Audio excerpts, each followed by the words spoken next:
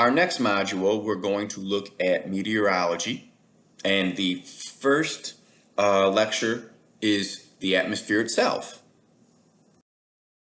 Now, the atmosphere, the blanket of gases that surround the Earth, is held by gravity.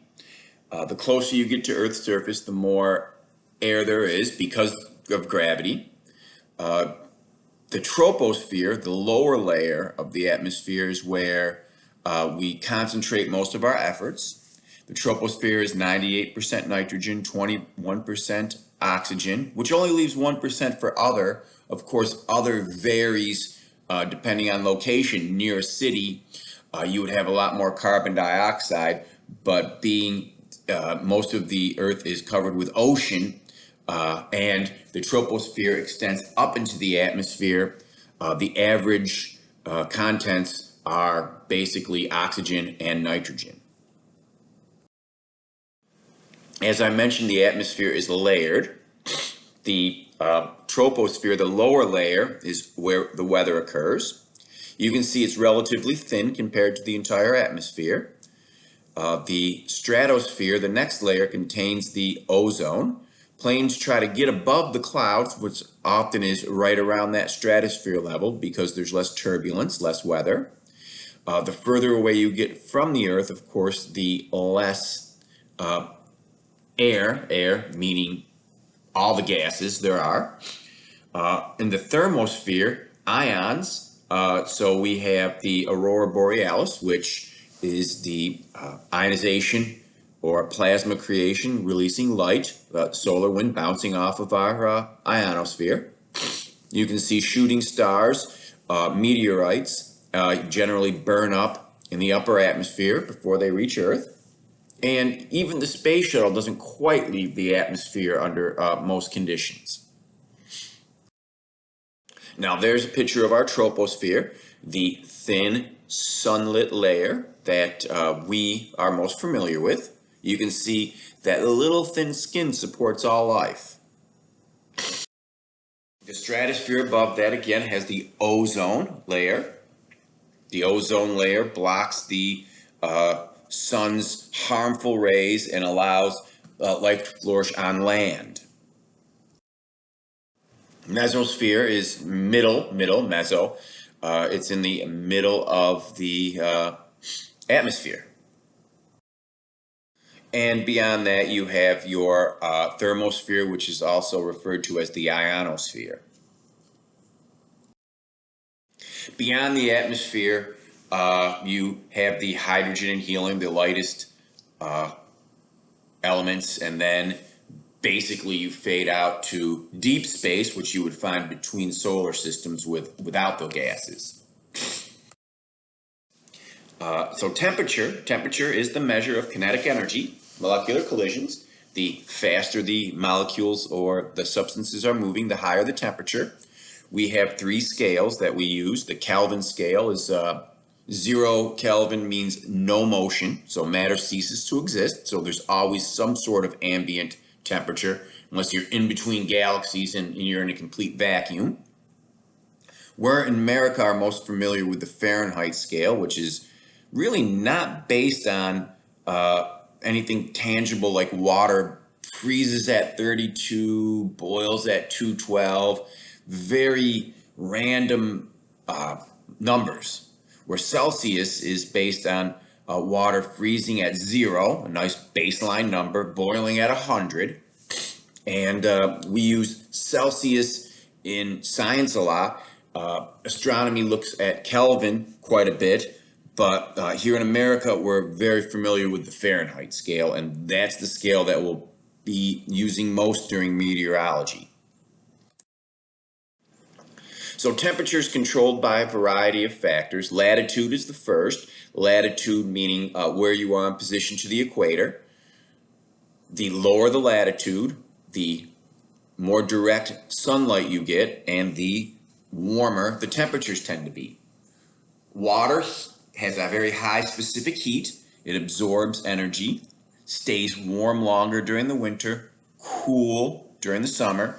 So your proximity to water or a maritime climate has a lot to do with your temperature, especially temperature ranges. Places near water tend to have a more moderate climate. Places without water tend to have higher highs and lower lows. High elevations, less air, like we mentioned, gravity holds it. With less air, you have less kinetic energy, lower temperatures. Windward coasts, global winds we'll look at, versus leeward coasts, you tend to have different temperatures. Cloud covers called albedo, and that affects temperature. Mountains affect temperature, called the orographic effect. And of course, ocean currents affect temperature as well.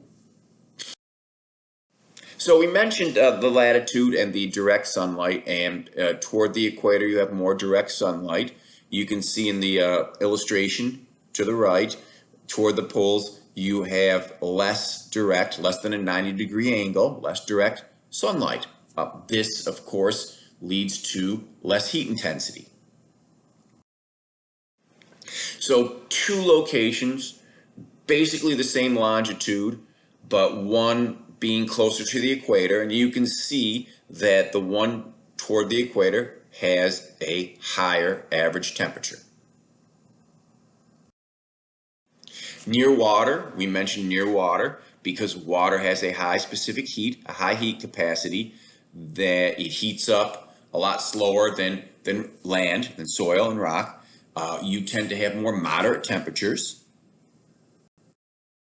This illustration shows you two places of similar latitude, and you have one near the water, one further away from the water, and you can see the different temperature ranges there. The water is moderating the temperature. Windward and leeward, we have the westerlies that continuously blow off of, that blow across North America. So the wind's coming off of the water in Eureka, and you can see water's moderate, very little temperature change, and it's blowing over the continent and heating up or cooling off depending on the season. So New York has a much higher temperature range than Eureka, California, although a very similar latitude. And of course, this shows you the maritime, the continental, and even more so, one toward the center of the country. So you get a little bit of maritime effect in Norfolk, Virginia. You get a lot maritime effect in San Francisco. And we have a total continental climate in Wichita, Kansas. Notice the great temperature range in Kansas when compared to the other two. The orographic effect, or mountains force air up to go over it. When the air goes up, it cools. Condensation, and one side of the mountain tends to get a lot of snow or rain. You can see here that's the windward side, the side to the left. The side to the right, you can see, is drier. That's the leeward side. That air coming down tends to be drier air. So the orographic effect causes two distinct weather patterns on each side of the mountain.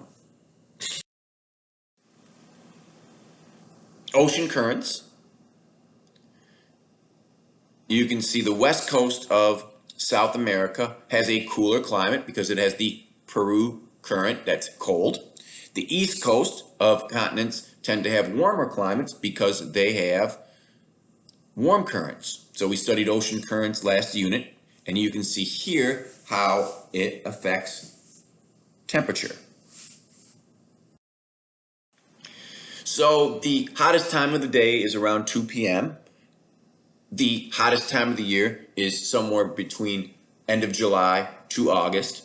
That's when the heat budget stops gaining heat, and then the Earth starts losing heat. So the temperature does not peak during the highest time. You're still gaining energy a little past that. That's called the lag. By the highest time, I mean noon, when the sun's highest in the sky, or summer solstice in the northern hemisphere, which is generally June 21st, when the sun is highest in the northern hemisphere. The altitude of the sun is the highest. Now, air pressure, the higher you go in the altitude, the less air there is, so it's the less pressure and cooler temperatures. Now, air pressure is a measure of the force of air pushing down. An old type barometer pictured below is a mercury barometer. We have aneroid barometers now with differential metals, but this is showing you the mercury is measured in millimeters, centimeters, or inches. So old time units would be 76 centimeters of mercury or 29 inches of mercury. That would be the barometer, the barometric pressure reading. Now we use a millibars. Millibars is standard unit, and 1013.25 is standard pressure. STP, standard temperature and pressure, is 1013.25 at 0 degrees at sea level. So that's just the standard that everything's measured against. So when you say a high pressure system, you're higher than the standard atmospheric pressure. When you have a low pressure system, you're lower than the standard atmospheric pressure. Humidity is the amount of water vapor in air. We usually talk about relative humidity, which is the percent the air is full. Warm air holds more than cold air, so by changing the temperature, you can change the relative humidity. Like we said, 100% means it's totally saturated, and you generally have cloud formation, rain, precipitation. Dry air would probably be 75 to 70% relative humidity. You could start getting chapped lips and things like that. So relative humidity is how full that air is of water. So what determines humidity? The temperature of the air and the availability of water. Like we said, warm air holds more water. Here in the Gulf states, we have warm air and plenty of water, very humid conditions. In cooler climates, it holds less water, so you tend to have drier air, especially continental cooler climates. Oh, yeah, this chart shows you the temperature and humidity time lag for the time of day in the northern hemisphere, an average location. Near water, of course, the humidity would be less of a range. Near water, the temperature might be less of a range. Here in the Gulf states, warm, humid for months on end. The dew point is the temperature that you reach 100% relative humidity. What happens there? Condensation, cloud formation, glasses fog up, water condensing. We measure that with a hygrometer. You have two thermometers. One of them you put a little wet sock on it, and the other one you don't. The one with the wet sock has evaporation, so it gets cooler, and you use this temperature difference to measure the humidity. You can see here you have a scale from the Earth Science reference tables judging the relative humidity. The dry bulb is the temperature of the room. The wet bulb is the temperature you get when you have that little damp sock with evaporation. Generally it's lower. Let's say it's 2 degrees lower. So in a 26-degree room, 2 degrees lower, you can see it's an 85% relative humidity. If you follow the cursor there, we're in the column of 2-degree difference, and 26 degrees would be an 85 relative humidity. In the lab, we generally do this. In this class, you would be given a wet bulb and dry bulb as practice, as part of the assignment. Dew points the same way. You have the wet bulb and dry bulb, and this is the temperature at which condensation occurs. So in this one, if I have a 24 degrees Celsius room and a difference of 3, then if I lowered it to 20 degrees, everything would be coated with water, condensation would occur. The dew point would be reached. So seasons are caused by the axial tilt. We call that obliquity. The axial tilt as you go around the sun. So you can see longer shadows up north, less direct sunlight, short shadows in the south, more direct sunlight when Earth is in orbit. The leans toward the sun during the summer, the northern hemisphere does, so you get more direct sunlight. The southern hemisphere leans toward the sun during the winter, so they have summer, we have winter, less direct sunlight. The apex is summer solstice, June 21st. The lowest point the sun is in the sky in the northern hemisphere is winter solstice. And then it's right on the equator during the equinoxes, so you have equal day and night, 12 hours day and night, and equal sunlight. That is the first day of spring and the first day of fall. The sun's path from a location on Earth on summer solstice, it's in the sky longer days, reaches a higher apex at noon. Winter solstice, lower in the sky, less hours of daylight, lower apex. Of course, hot weather, cold weather, and your location as far as latitude goes. Toward the equator, you have direct sunlight, and then toward the poles, indirect sunlight.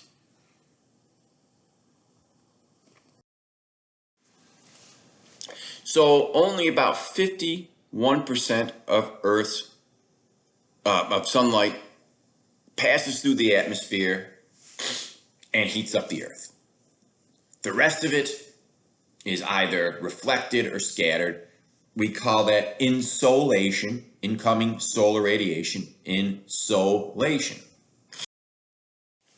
And then the albedo is the reflectivity of Earth's to light. So toward the poles, you'd have a much greater reflectivity because snow and ice is white reflective. Now, heat's transferred by radiation, light, conduction, we've talked about that, direct contact, or convection, the cells that form in a fluid. We discussed that when we talked about mantle convection. In the atmosphere, convection causes wind. So a convection cell is the flow of air from less dense to from more dense to less dense areas. Heat causes air to expand, become less dense, rise. It's replaced by cool air, and you get these convection cells. These convection cells are what cause wind.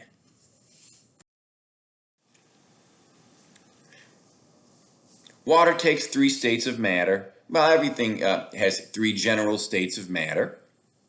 You can see the solid, tightly packed particles. Liquid, you have interaction, but the particles are free to move.